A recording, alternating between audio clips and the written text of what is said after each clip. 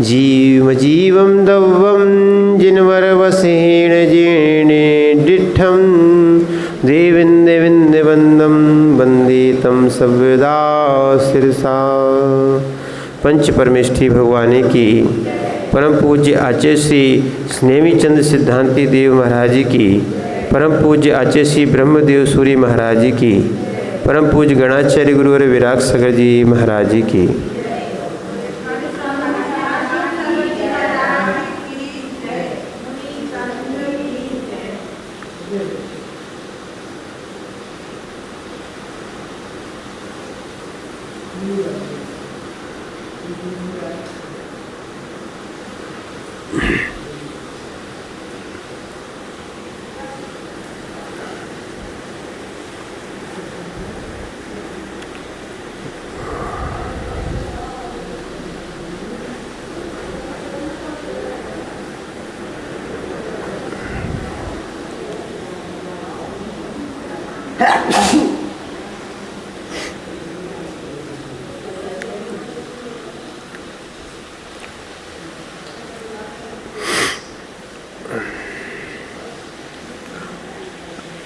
आचार्य भगवान नेमीचंद स्वामी बृहद द्रव्य संग्रह में शुद्ध और अशुद्ध नए से जीव का लक्षण कर रहे थे।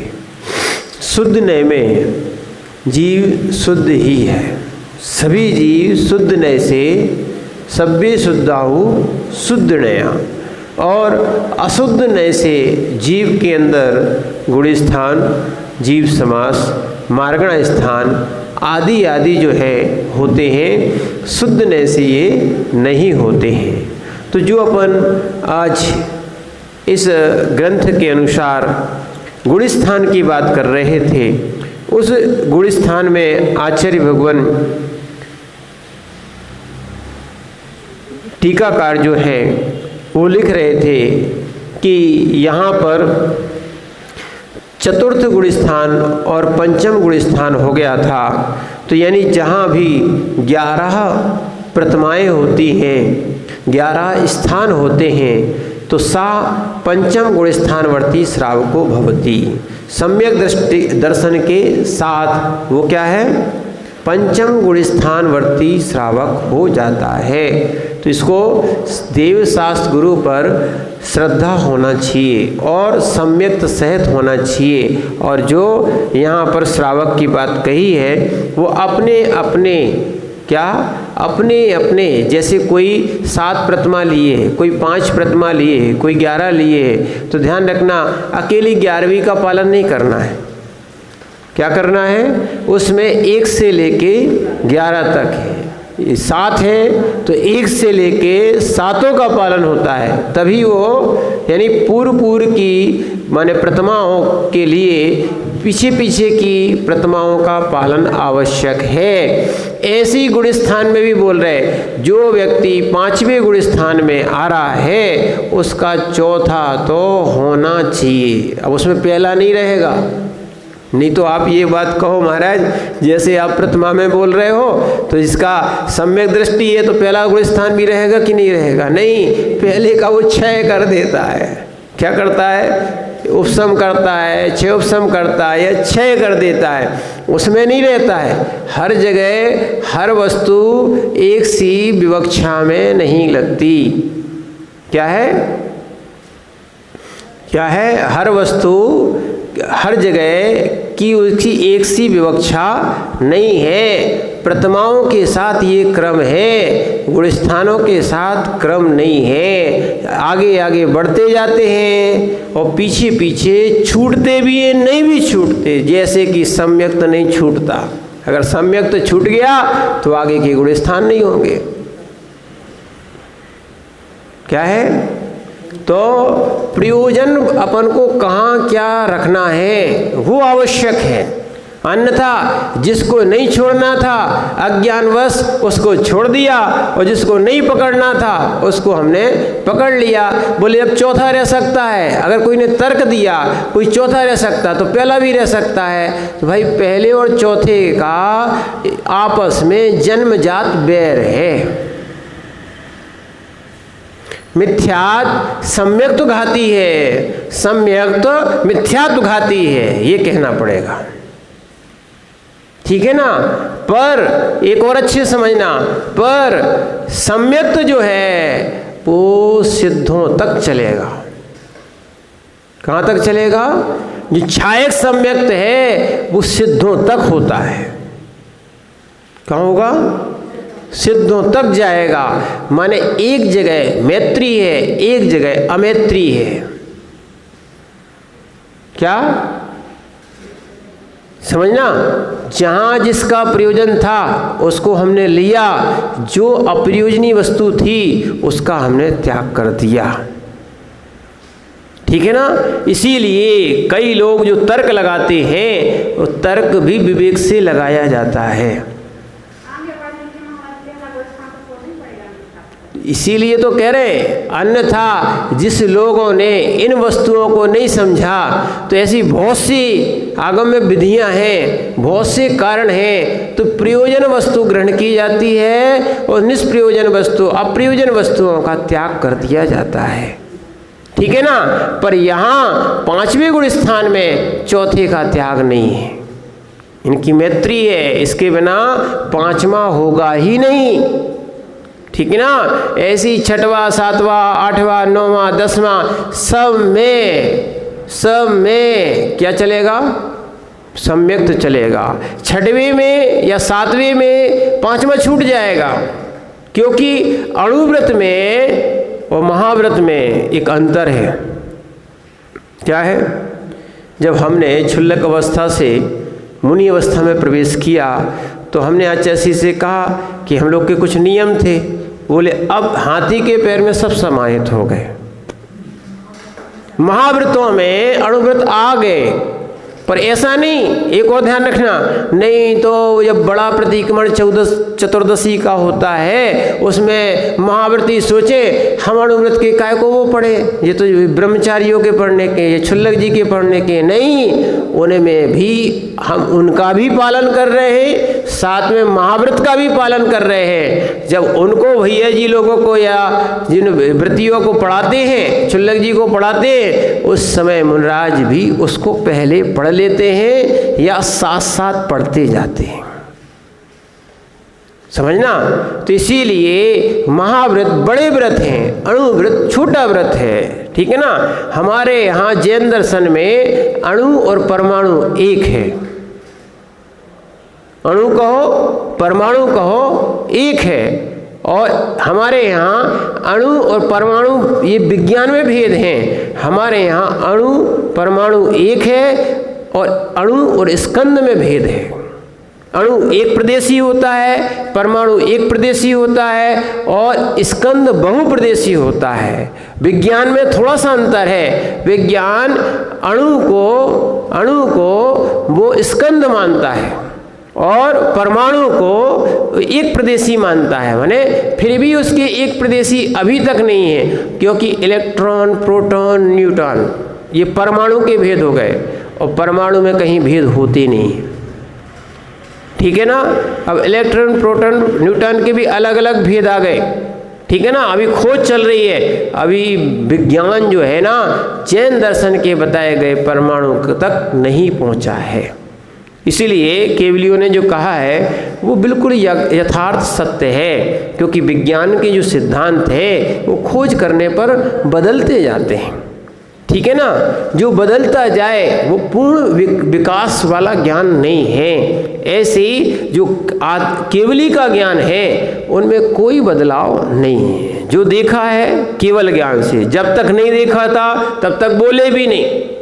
तीर्थंकर को जब तक केवल ज्ञान नहीं हो जाता तब तक वो अपने मुख से कोई शब्द नहीं बोलते। ये बहुत बड़ी शिक्षा है। क्या है?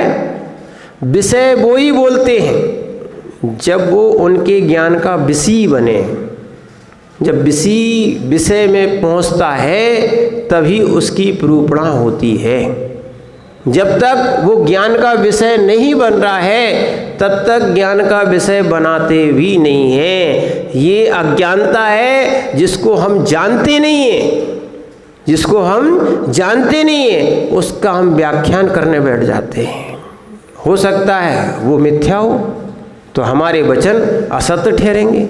तो इसीलिए जिन वस्तुओं को हमें ज्ञान नहीं है उनके बारे में हम आगम से जानकर फिर उसको बोलने का प्रयास करें। तो इसीलिए ध्यान रखना, क्या पहले गुण स्थान में यानी चौथे गुण स्थान में पहला दूसरा तीसरा गुण स्थान नहीं है। चौथे गुण स्थान में ये पहला दूसरा तीसरा चौथा गुण स्थान नहीं है, पर पांचवी गुण स्थान में चौथा रहेगा ही। चौथा तो अब सब जगह रहना ही रहना है। चौथे के बिना यानी सम्यक्त के बिना क्या ज्ञान और चारित्र्य हो नहीं सकते। इसलिए इनमें श्रेष्ठ माना गया है। क्या माना गया है? श्रेष्ठ माना गया है। इसलिए सम्यक दर्शन सबसे श्रेष्ठ इसलिए कह दिया, उसके बाद आगे के गुण स्थान नहीं होते। अब आगे अपन पंचम गुण स्थान की बात समझ में आ गई ना, क्योंकि कई लोगों को शंका है कि दर्शन प्रथमा से पंचम गुण स्थान बनता कि नहीं। तो ब्रह्मदेव सूरी ने यहाँ आज क्लियर कर दिया क्या कि जो एकादश निलयेषु वर्तते सा पंचम गुण स्थान वर्तो श्रावको भवति। जो 11 स्थान होंगे उनमें नियम से पंचम गुण स्थान बनेगा। सम्यक सहित की बात कर रहे। आगे बताते हैं सा एव वह ही, ठीक है ना, वह ही कौन? सा एव सदृष्टि, सम्यक दृष्टि। सदृष्टि यानी सम्यक दृष्टि। धूलि रेखा आदि सादृश क्रोधादि तृतीय कसाय उदयाभावे सति आभ्यंतरे निश्चयनेन रागादि उपाधि रहितस्य शुद्धात्म संवित्ति मुत्पन्न सुखामृतानुभव लक्षणेषु बहिर्विषयेषु पुनः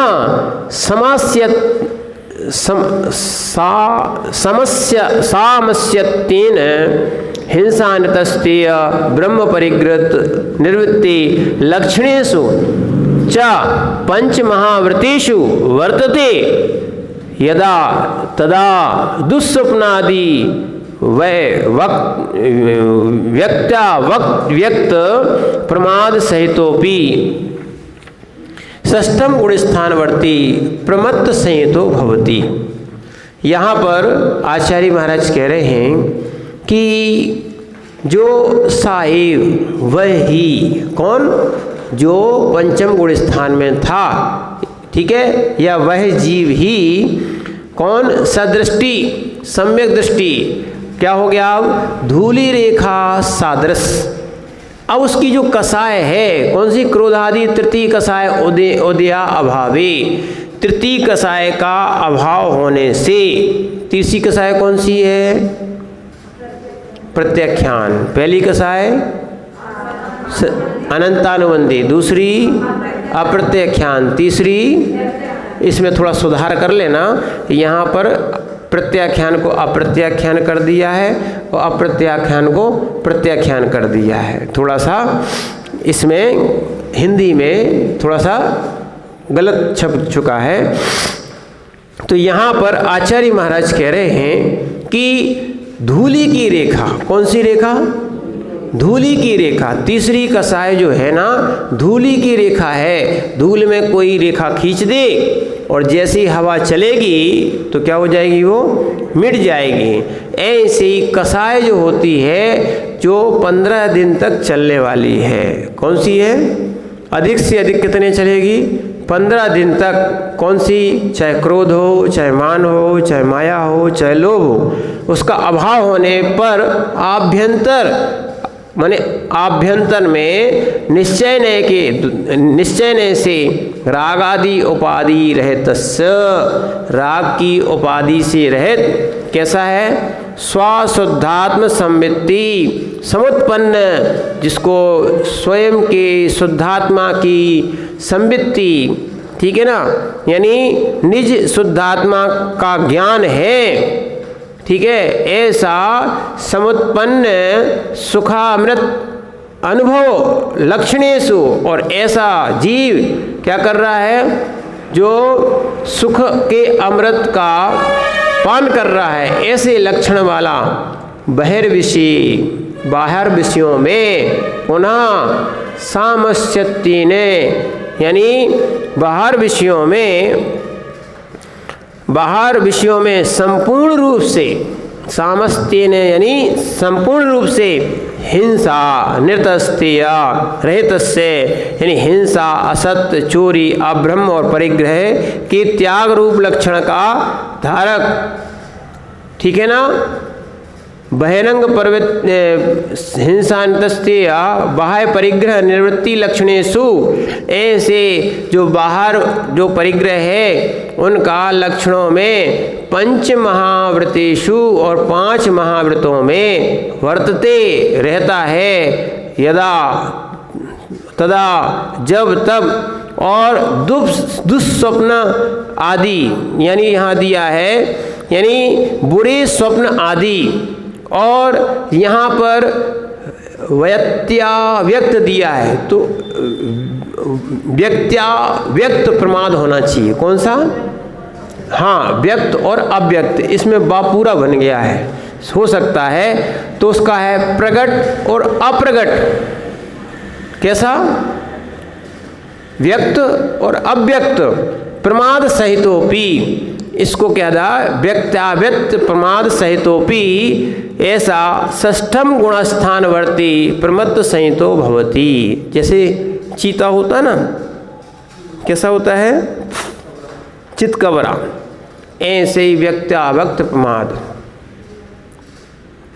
क्या है? वो व्यक्ताव्यक्त प्रमाद की बात यहाँ पर आती है। इसीलिए षष्ठम गुणस्थानवर्ती कि ये अंतिम प्रमाद है। ऐसा नहीं है कि जो महाराज 6वें गुणस्थानवर्ती महाराज कैसे होते हैं, ये तो प्रमाद ही होते हैं। नहीं, जैसे 10वें गुणस्थान में सूक्ष्म लोप पाया जाता है, मैंने अंतिम कसाय की कणिका कहाँ तक पाई जाती है, ऐसी अंतिम प्रमाद कहीं पाया जाता है तो 6वें गुणस्थान तक ही प्रमाद रहता है, इससे आगे नहीं जाता है। तो प्रमत्त संयत उनका नाम क्या है? प्रमत्त संयत।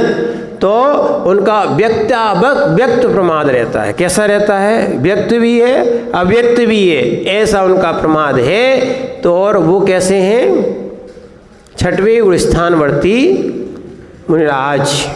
ठीक है, अब आगे बताते हैं। इस प्रकार षष्ठम गुणस्थान में रहने वाला प्रमत्त संयत होता है, वो जीव प्रमत्त संयत होते हैं, ऐसा भी बोल सकते हैं। साएव वह ही जल रेखादि सादृश संजलन कसाय मंदोदय सती निष्प्रमादादि शुद्धात्म संवित्ति मल जनक व्यक्त, देखो यहाँ सही कर दिया, प्रमाद रहिता सन सप्तम गुणस्थानवर्ती अप्रमत्त संहितो भवति। अच्छे समझना, यहाँ आचार्य महाराज ने एक बात देखी है, अभी तक उनकी कसाय को जो षष्ठम गुणस्थान थे वहाँ संजुलन की तीव्रता थी, तो वहाँ संजुलन का नाम यहाँ नहीं लिया, सप्तम गुणस्थान में संजुलन लिया। कौन सी रेखा? कौन सी रेखा?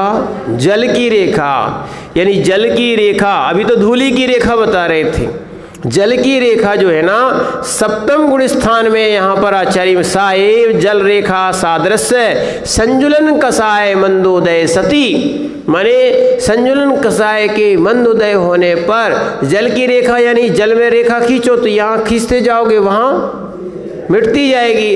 ऐसी सप्तम गुणस्थानवर्ती मुनिराज की जो शुद्धोपयोग में रहते हैं, धन्य है ऐसे मुनिराज जिनकी कसाय क्षणिक है और है ही नहीं, एक प्रकार से कहा जाए।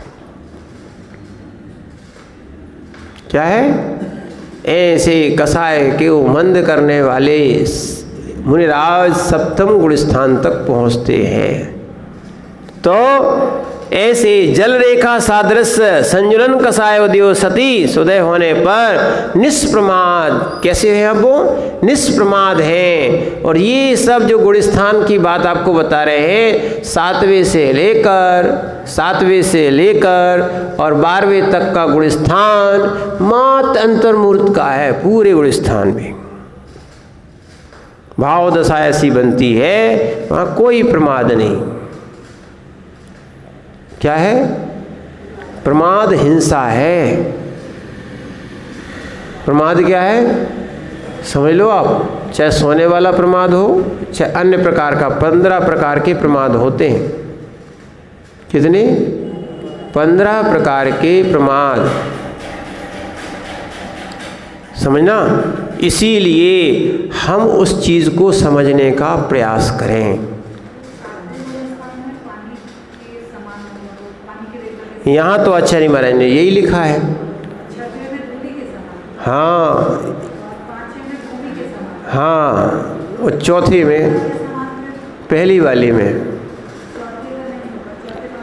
हाँ हाँ, तो यहाँ उन्होंने कहा है जिस विवक्षा से कई बार कई विवक्षाएं होती हैं, संजुलन का 6वें में मानते हैं तीव्रोदय और 7वें में मंदोदय।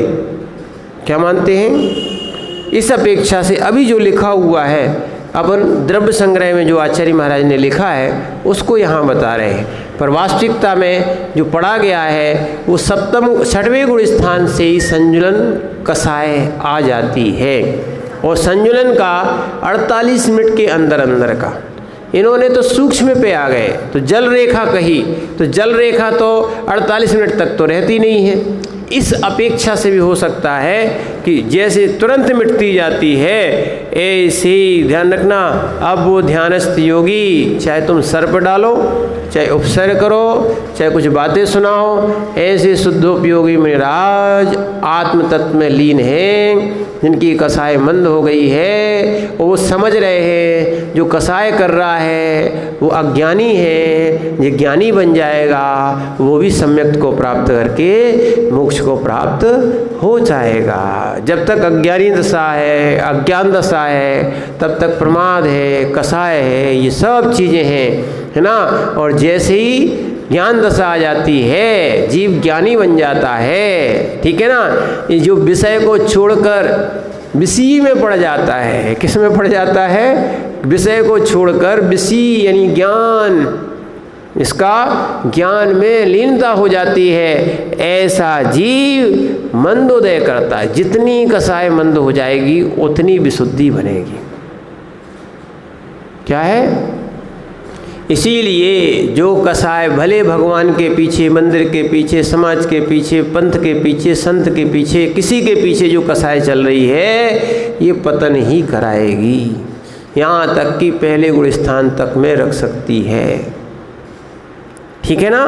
तो इसीलिए हम जो है जल रेखा सादृश, धन्य है वो वर्तमान के मुनिराज जिन्होंने इस निर्गंथ रूप को प्राप्त किया है। वो चाहे तो ऐसी जल रेखा सादृश संजुलन कसाय के मंदोदय करके, सती प्राप्त करके, निष्प्रमाद शुद्धात्म संवित्ति, जो शुद्धात्मा की संवित्ति है, शुद्धात्मा का ज्ञान है ना, जिनके ज्ञान में मल जनकत्व, मल का उत्पन्न करने वाला, जनकत्व यानी उत्पन्न करने वाला, जनक व्यक्ता व्यक्त प्रमाद रहता। जो मल को उत्पन्न कौन कर रहा था? व्यक्ता व्यक्त प्रमाद, यानी 6वें गुण स्थान वाला व्यक्ता व्यक्त प्रमाद था, उससे रहता, उससे रहित हो जाते हैं। सन ऐसे रहित होने पर 7वें गुण स्थानवर्ती अप्रमत्त संयतो भवति,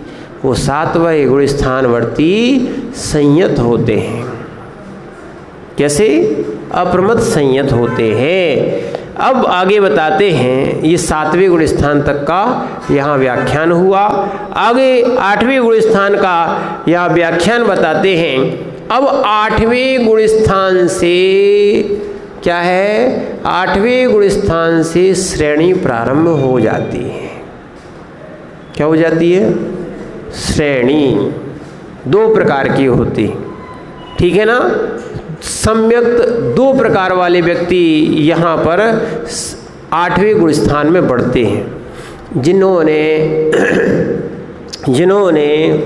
सम्यक्त का क्षय कर दी, उन्हें जिन्होंने क्षायक सम्यक्त प्राप्त किया है, ऐसे उनको छपक बोलते हैं, ठीक है ना। और जिन्होंने कषाय का उपशम किया है उनको उपशामक बोलते हैं। क्या बोलते हैं? अब 2 श्रेणियां हैं, छपक और उपशम। छपक श्रेणी और उपशम श्रेणी।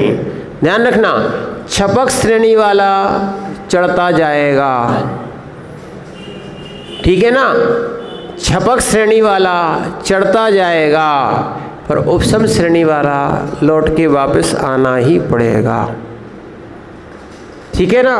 दूसरी बात, छपक सम्यक दृष्टि दोनों श्रेणी मार सकता है।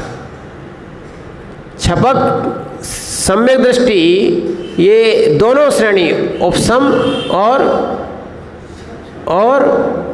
छपक दोनों मार सकता है।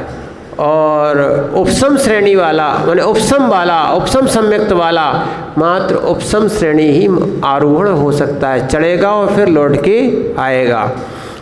प्रश्न हो सकता है ऐसा क्यों?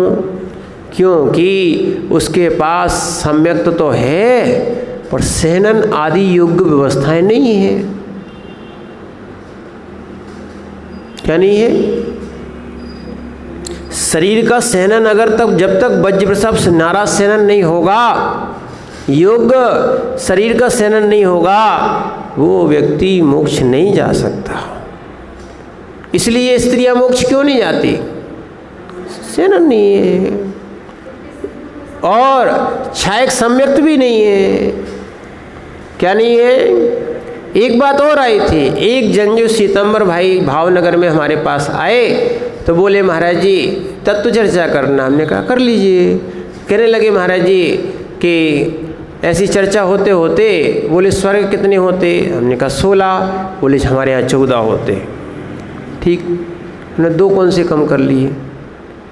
तो हम ही ने पूछ लिया नरक कितने होते? तो बोले 7। तो हमने कहा ये ठीक है, अपन भी मानते, एक से मानते। फिर उसके बाद बोले स्त्री मुक्ति भी होती है। क्या बोले? स्त्री मुक्ति होती है, मोक्ष जा सकती है। तो हमने कहा ठीक है, आपका कथन हम मान रहे, तो क्या आपके यहाँ स्त्री 7वें नरक जाती? बोले नहीं। हमने कहा स्व अब बाधित हो गए आप, 7वें नरक क्यों नहीं जाती? बोले वो तो ऐसे ही है नियम। तो हमने कहा अगर 7वें नरक भेज देते तो उस मोक्ष भी भेज सकते थे, तो आपका सिद्धांत घटित हो सकता था। पर 7वें नरक नहीं भेज रहे हो तो इसका अर्थ है मोक्ष भी नहीं भेज पाओगे। हमने कहा 7वें नरक क्यों नहीं जाती? सीधा कहो ना, उनके पास वैसा सेनन ही नहीं होता। जैसे सुनना, जैसे वर्तमान काल में हीन सेनन है, तो इसलिए पंचम काल के मनुष्य, खुशी नहीं मनाना, पंचम काल के मनुष्य तीसरे नरक से ज़्यादा नहीं जा सकते। कितने? तीसरे नरक से ज़्यादा नहीं जा सकते। और पंचम काल के मनुष्य, मोक्ष तो होता नहीं है, पंचम काल के मनुष्य कितनी भी साधना कर ले, लोग उनको भले तीर्थंकर कह लें, कोई कितना भी कुछ मान ले, भगवान बोल दे उनके लिए, ठीक है ना, पर तीर्थंक माने पंचम काल के निर्गंथ योगी भी अधिक से अधिक 5वां और कर्मकांड के अनुसार 4 युगल यानी 8वें स्वर्ग तक ही जा सकते। 2 मत हैं, कौन कौन से? या तो 5वां या फिर 8वें स्वर्ग तक जा सकते हैं। कहाँ जा सकते हैं? माने स्वर्ग भी जो 16 होते हैं, कितने होते हैं? वे भी आधे मिले। कैसे मिले हैं? और ऊपर के तो अभी बात ही नहीं है, ना कोई सरवार सिद्धि जाएगा। तो बस इतना है कि अपने 5वां खुला है, 5वें में ऐसे भी योगी है जो लौकांतिक देव बनेंगे। और एक भवातारी कैसे हैं? एक भवातारी, लोकांतिक देव एक भवातारी होते। तो इसीलिए, और नहीं तो स्वधर्मेंद्र अगर बन गए तो वो भी एक भवातारी है, दक्षिणायनेंद्र बन गए तो भी एक भवातारी है। तो ऐसा पुरुषार्थ भले कर सकते हैं पर आगे के स्वर्गों में गमन नहीं है। वो क्यों? क्योंकि सहनन नहीं है। ठीक है ना? तो उनको समाधान मिल गया।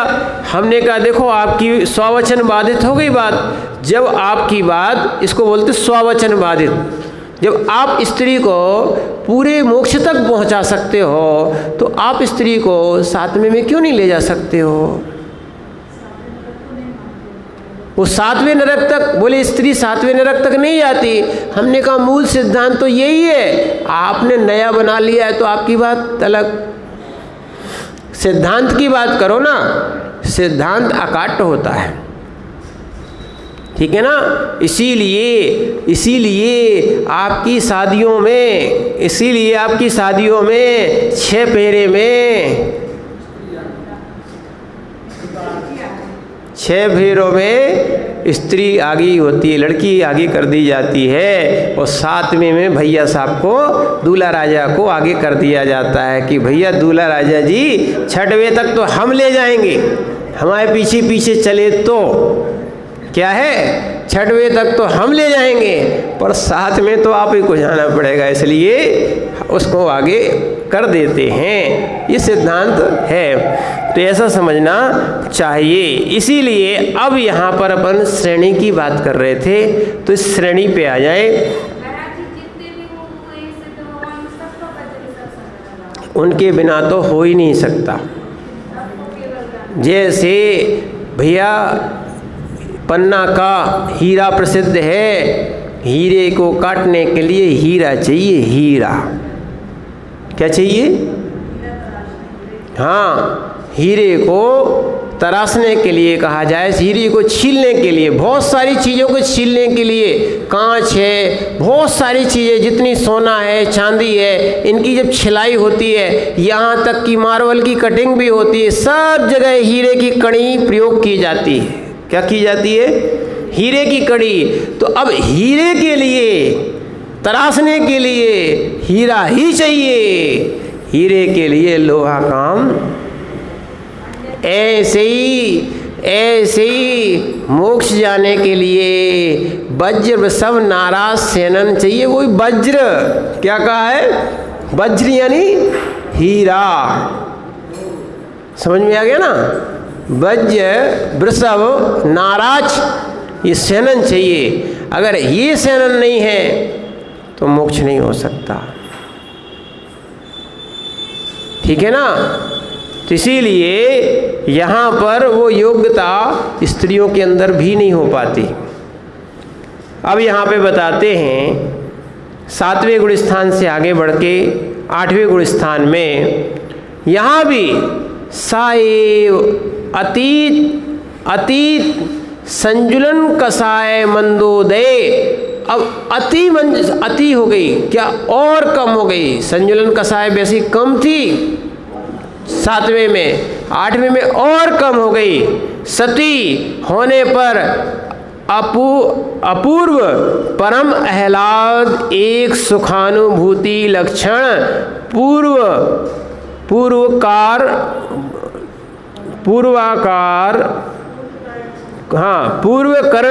अपूर्व करण कर्णो उपसमक छपक संज्ञो अष्टम गुणस्थान वर्ती भवती।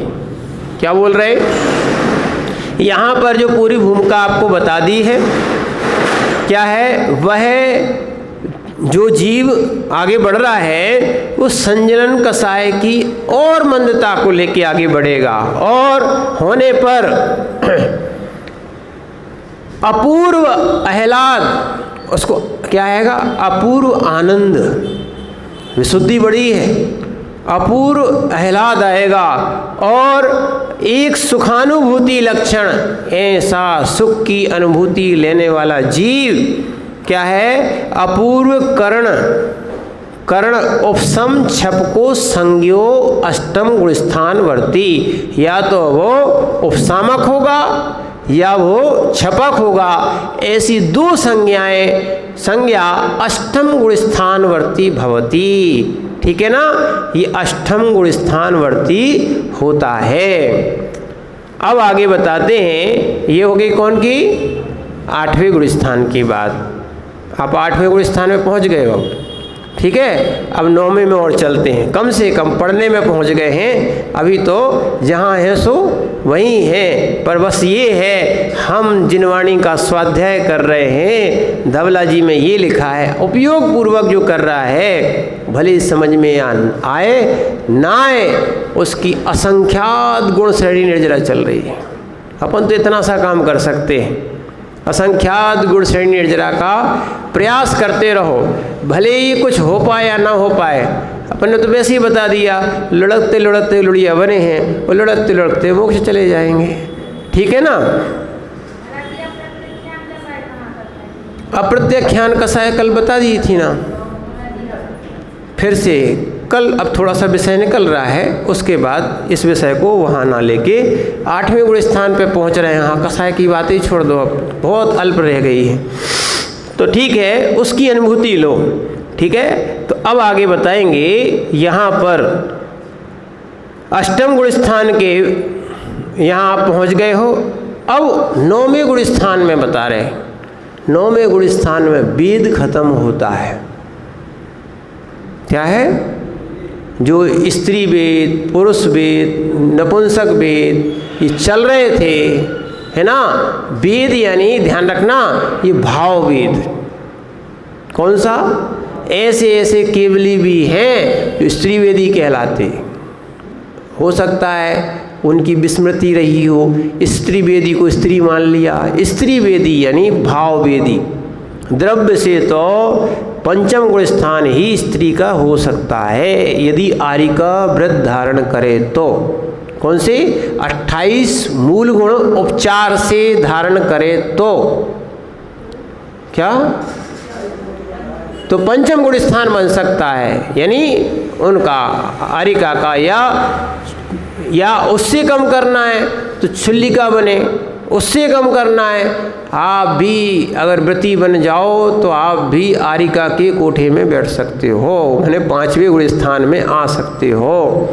और आज ही हम बोल रहे थे, ये तो घर में एकाध ना एकाध व्रती होना ही चाहिए, धर्मात्मा होने ही चाहिए, उससे घर का एक माहौल बना रहता है। एक कर रहा है, भले लोग देख के कुछ भी कहे, धीरे धीरे धीरे धीरे कहीं ना कहीं है ना, चंदन रहेगा तो चंदन की खुशबू आएगी। ठीक है, और जहाँ और वस्तु रहेगी तो और वस्तु की माने खुशबू आएगी। तो कम से कम व्रतीपना या अंतरंग में रहेगा तो पंचम गुण स्थानवर्ती जीव तो हो सकता है। कम से कम त्रिंचों की बराबरी कर ले। किसकी, कम से कम त्रिंचों के बराबर तो आ जाओ। ठीक है ना, समझना। कई लोग बोलते हैं हम नहीं, गीदड़ जैसे नहीं, हम शेर जैसे रहते हैं। कैसे रहते हैं, शेर जैसे रहते हैं। तो अभी मनुष्य तो बने नहीं हो तो त्रिंच क्या है। एक ने कहा कि भैया हम तो गीदड़ों जैसे नहीं भागते, हम तो शेर से शेर मिलते हैं और शेर जैसे रहते हैं। तो भैया ठीक है, अभी तो शेर ही हो ना, मनुष्य तो नहीं भय ना। हम तो मनुष्य की बात कर रहे थे। क्या कह रहे थे, मनुष्य की बात कह रहे थे। हमें मनुष्य चाहिए थी, हमें तो मुनिराज चाहिए थी, हमें कहाँ त्रिंचों की बात करते हैं हम। इसीलिए अपने 7वें और 6वें गुण स्थान में आओ, तब आपको आनंद की अनुभूति मिलेगी। इसीलिए दृष्ट श्रुतानुभूत भोगाकांक्षा दी आदि स्वरूप समस्त संकल्प रहित निज निश्चल परमात्म तत्वैक एकाग्र ध्यान परिणामेन कृत्वा येषां जीवानां मेघ समय ये परस्परम पृथकत्व न याति ते वर्ण संस्थान आदि भेदेपि अनुवृत्तिकरण औपसमिक छपक संज्ञा द्वितीय कसाय सायदिक विंशति भेद भिन्न चारित्र मोह प्रकृति नाम उपशम क्षमक समर्था नवम गुणस्थान वर्तिनो भवति। नौवां गुणस्थान थोड़ा सा लंबा है लंबा नहीं, समझने के लिए, ठीक है ना। तो यहाँ